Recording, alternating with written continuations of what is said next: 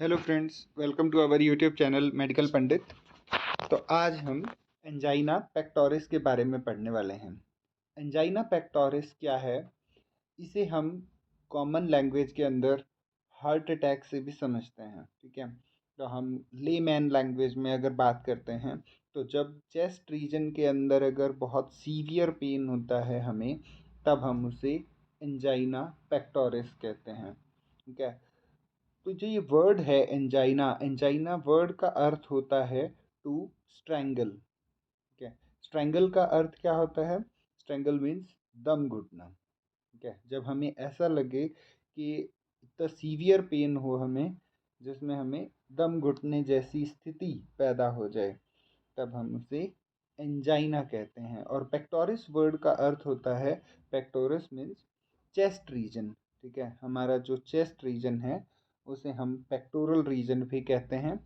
उसी से ये वर्ड लिया गया है एंजाइना पेक्टोरिस। तो होता क्या है एंजाइना पेक्टोरिस के अंदर, क्यों इतना हमें पेन होता है? इसका कारण है क्योंकि यहाँ पर ब्लड फ्लो की कमी हो जाती है। ठीक है, मतलब चेस्ट से रिलेटेड जरूर है, लेकिन इसमें जो हमारा चीफ रीजन है, चीफ एरिया है, वो कार्डियक रीजन है। ठीक है, तो हार्ट के अंदर अगर किसी भी तरीके से ब्लड का फ्लो कम हो जाएगा, ब्लड का फ्लो कम होगा, तो हम उसे कहेंगे इस्कीमिया। ठीक है, ischaemia to heart muscle, ischaemia to heart muscle. उसकी वजह से क्या होगा? ऑक्सीजनेटेड ब्लड की कमी हो जाएगी, और ऑक्सीजनेटेड ब्लड की कमी हो जाएगी तो मसल्स की जो एफिशिएंसी है वो कम हो जाती है, जिसकी वजह से चेस्ट पेन होगा। चेस्ट के अंदर टाइटनेस लगेगी, भारीपन लगेगा और चेस्ट पेन हो जाएगा। इसे हम एंजाइना पेक्टोरिस कहते हैं।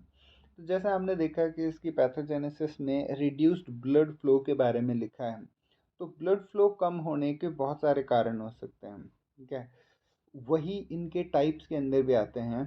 तो एंजाइना के टाइप्स की जब हम बात करते हैं, तो टाइप्स के अंदर पहला टाइप जो है वो है स्टेबल एंजाइना, जो कि अपने नाम से ही हमें बता रहा है कि जब पेशेंट स्टेबल हो, ठीक है, नॉर्मल अवस्था में अगर वो है, तब उसे किसी प्रकार का चेस्ट पेन नहीं होता है।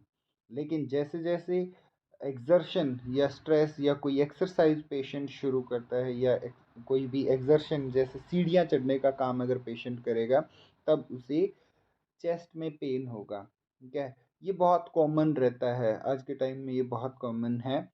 और स्टेबल एंजाइना में क्या होगा? सबसे बड़ा रीजन जो होता है उसे हम कहते हैं एथीरोस्क्लेरोसिस। एथीरोस्क्लेरोसिस का अर्थ क्या है कि जब हमारी जो आर्टरी है, ठीक है, कोरोनरी आर्टरी मतलब वो आर्टरीज जो हार्ट को ब्लड सप्लाई कर रही हैं, हार्ट को जिनसे ब्लड मिल रहा है, उनके अंदर किसी भी तरीके से प्लाक जमने लग जाए। ठीक है, प्लाक का अर्थ क्या होगा कि वहाँ की जो सेल वॉल है वो डैमेज हो, आर्टरीज की जो सेल वॉल है वो डैमेज हो, और वो जो कचरा है वो वहीं पर इकट्ठा हो जाए, तब हम उसे क्या कहते हैं? एथीरोस्क्लेरोसिस। इसके और भी कई कारण हो सकते हैं एथीरोस्क्लेरोसिस होने के, जैसे स्मोकिंग। स्मोकिंग इसमें बहुत बड़ा रोल प्ले करता है। ठीक है, दूसरा कारण जो हम बहुत कॉमनली सुनते हैं कि लिपिड, ठीक है, फैट का जो है प्रॉपर डाइजेशन ना हो पाना। तो फैट भी क्या होता है? डिपॉजिट होने लगता है आर्टरीज के अंदर, और वो भी एक कारण बनता है एथीरोस्क्लेरोसिस का। ठीक है, और उसकी वजह से क्या होगा? मोर देन 70% स्टेनोसिस जब होगा, ठीक है, 70% से ज़्यादा हमारी आर्टरीज का ब्लॉकेज जब हो जाएगा, तब जो है ब्लड फ्लो मैक्सिमम कम होता है, और तब हमें ऐसे सिम्टम्स शो होते हैं। ठीक है, उसमें रिवर्सिबल इंजरी जो है वो मायोसाइट्स को हो जाती है। मायोसाइट्स का अर्थ यहाँ पर क्या होगा? मसल्स को इंजरी होगी, रिवर्सिबल इंजरी। मतलब अगर प्रॉपर ब्लड मिलेगा, प्रॉपर ऑक्सीजन की सप्लाई वहाँ पर होगी, तो वो ठीक हो जाएंगे, अदरवाइज ये इंजर्ड रहेंगे। ठीक है, नेक्रोसिस इस कंडीशन में, स्टेबल एंजाइना की कंडीशन में नेक्रोसिस नहीं होता है। नेक्रोसिस का अर्थ क्या होगा? सेल की डेथ होना। ठीक है।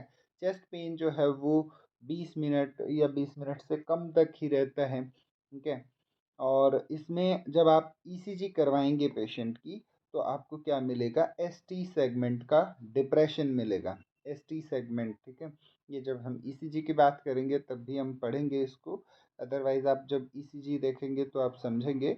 अगर वहाँ पर एसटी सेगमेंट का डिप्रेशन है तो उसे स्टेबल एंजाइना होने के चांसेस हैं। और अगर पेशेंट रेस्ट करता है तो वो पेन जो है वो ख़त्म हो जाता है। ठीक है। तो यहाँ पर हमने एक डायग्राम के थ्रू समझने की कोशिश की है कि किस तरीके से नॉर्मल हमारी जो एक आर्टरी होती है उसके अंदर उसकी इंटरनल लाइनिंग पर प्लेक्स जमने जब शुरू होते हैं। ठीक है। ये प्लेक्स जमते हैं तो स्टेप बाय स्टेप क्या होगा इसमें, ये जो प्लेक्स की स्थिति है वो निरंतर बढ़ती रहेगी और एक समय ऐसा आएगा जब ये प्लाक जो है वो रप्चर करेगा। ठीक है। प्लाक रप्चर और ब्लड क्लॉट। ठीक है। क्योंकि ब्लड वेसल्स अगर डैमेज हुई हैं तो डेफिनेटली वहाँ से ब्लड फ्लो होगा और वो क्लॉट जो है बनेगा। जब ब्लड क्लॉट हो जाएगा तो ब्लड फ्लो को वो रोक देगा, स्टिनोसिस कर देगा, उसका पूरा अवरोध पैदा कर देगा वहाँ पर। उसे हम क्या कहते हैं? एथीरोस्क्लेरोसिस। एथीरोस्क्लेरोसिस। दूसरा जो हमारे पास एंजाइना है उसे हम कहते हैं अनस्टेबल एंजाइना। अनस्टेबल एंजाइना को जब हम देखते हैं तो ये रेस्ट की कंडीशन में भी पेशेंट को पेनफुल, ठीक है, पेन के सिम्टम्स जो है पेशेंट को रेस्ट की कंडीशन में भी आएंगे। Usually due to rupture of an atherosclerotic plaque. ठीक है। जो अभी हमने बात की कि एथीरोस्क्लेरोसिस जब पेशेंट को होगा वो प्लाक रप्चर होगा, ब्लड का फ्लो पहले होगा और फिर ब्लड वहाँ पर क्लॉट होगा। जब ब्लड क्लॉट होगा तब और रप्चर जब होगा तो पेशेंट को सीवियर पेन होगा। ठीक है। बहुत अत्यधिक पीड़ा वहाँ पर रहेगी जिसे हम क्या कहते हैं? Unstable angina. ठीक है। और ये अनस्टेबल एंजाइना, थ्रोम्बोसिस, ठीक है, या incomplete occlusion of coronary artery. Coronary artery मतलब वो आर्टरीज जो हमारे हार्ट को ब्लड सप्लाई करती हैं, वो रप्चर, सॉरी, वहाँ पर एथीरोस्क्लेरोसिस हो जाएगा या कहीं की थ्रोम्बस हो जाएगा, रुकावट आ जाएगी।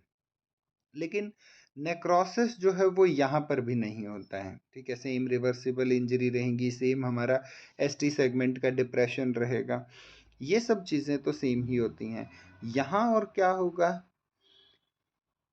यहाँ पर सबसे ज़्यादा रिस्क होता है मायोकार्डियल इन्फेक्शन का। मायोकार्डियल इन्फेक्शन जिसे तकनीकी भाषा में मेडिकल टर्म के अंदर हम हार्ट अटैक कहते हैं। प्रॉपर हार्ट अटैक जो रहेगा वो क्या होगा? Myocardial infection. एंजाइना हमें फिर से समझना पड़ेगा, एंजाइना सिर्फ वो स्थिति है कि जब चलते हुए ब्लड फ्लो में किसी भी तरीके से रुकावट आ जाए और वह रुकावट जो है कुछ समय के लिए चेस्ट पेन करे, चेस्ट डिस्कम्फर्ट करे, टाइटनेस करे, तब हम उसे एंजाइना कहते हैं। एंजाइना मायोकार्डियल इन्फेक्शन नहीं हो सकता, ये इन्फ्रैक्शन है, इन्फ्रैक्शन। ठीक है। इन्फेक्शन इसे कहते हैं।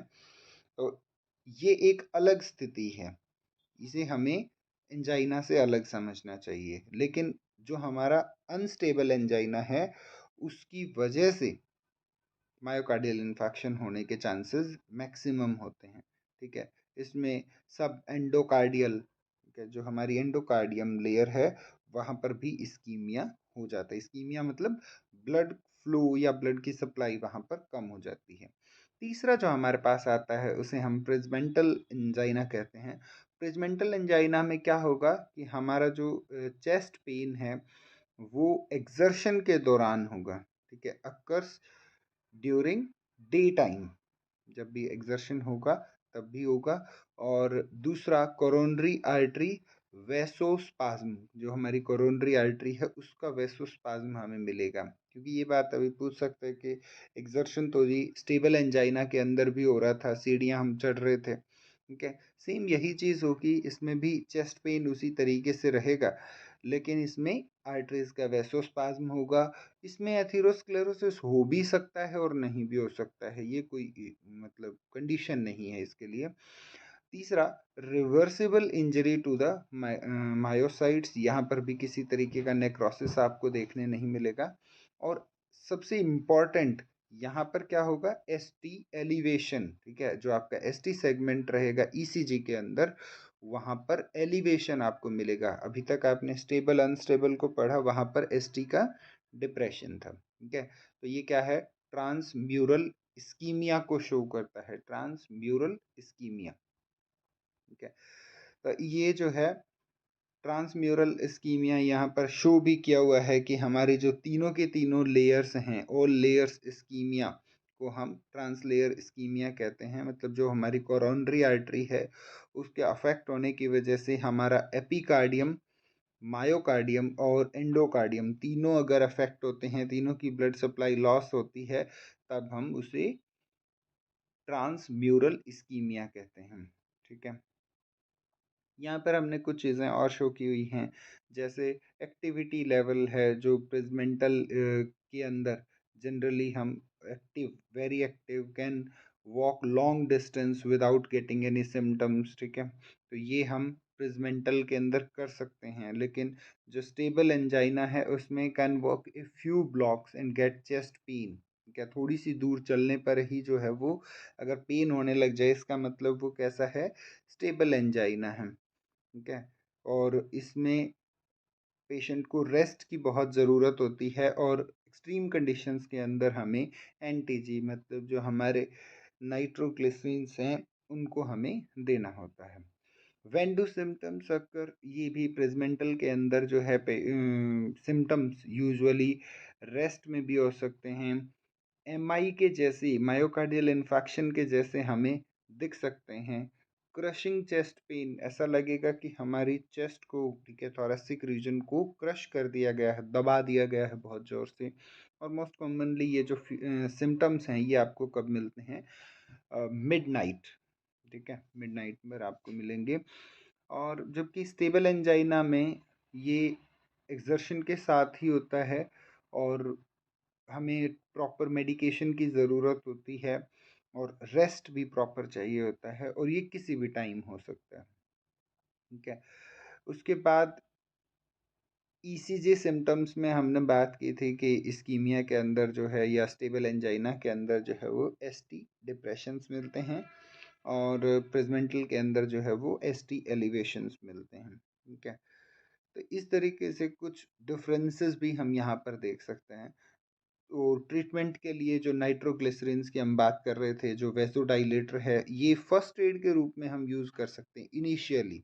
उसके बाद we have to rule out the diagnosis, proper diagnosis, proper cause, pathogenesis क्या होगी, अगर एथीरोस्क्लेरोटिक प्लेक्स हैं तो उसको हमें रिमूव करना होगा, मे नीड बाईपास और एनी अदर ट्रीटमेंट और सर्जिकल इंटरवेंशन। लेकिन इनिशियली हमें क्या चाहिए कि हम जो है वो नाइट्रोग्लिसरिन्स को ज़रूर शुरू करें, ठीक है, जो वेसोडाइलेटर्स हैं पेन को रिलीव करने के लिए, ठीक है। ये और प्रेजमेंटल एंजाइना कैन आल्सो भी relieved by calcium channel blockers, ठीक है, जैसे वेरापामिल है। ये जनरली हम जो हाइपरटेंशन के लिए मेडिसिन लेते हैं उनमें एक मेडिसिन आपको मिल सकती है, कैल्शियम चैनल ब्लॉकर्स, ठीक है। तो आज के लिए इतना ही एंजाइना पेक्टोरिस में। Thank you so much and keep watching.